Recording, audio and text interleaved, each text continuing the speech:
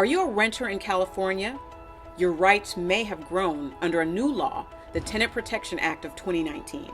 Everyone deserves to have a safe, affordable, healthy place that they call home.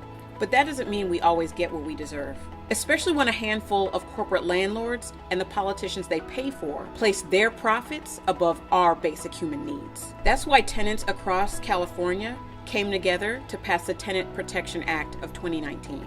This is a big win for renters across the state and a sign of our collective power when we organize. So let's get into what the bill means for you. Number one, your landlord is no longer able to outrageously raise your rent. Rent increases are capped at 5% plus the cost of inflation. So roughly that's about 7 or 8%.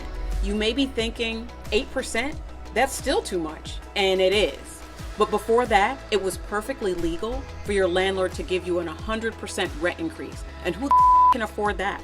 Number two, after you've lived in your home for 1 year, your landlord cannot evict you without having a just cause. That means they can't just arbitrarily put you out to make more money. But they have to provide a reason, like significant damage to the property or failure to pay rent.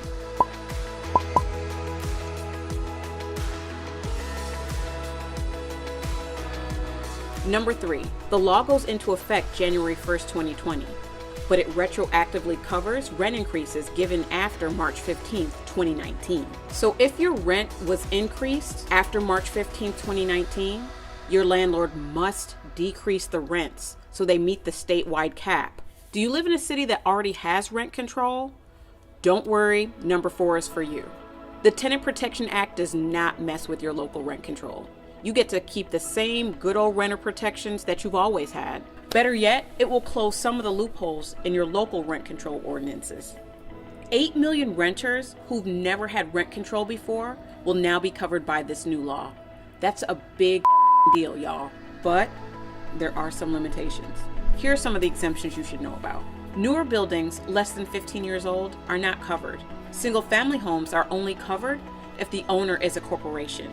And if you live in a duplex and your landlord lives in one of the units, you're not covered. So is the Tenant Protection Act a silver bullet for the housing crisis? No. But here's what it is. Because of organizing and tenants flexing their power, we've won the largest expansion of renter protections in recent U.S. history.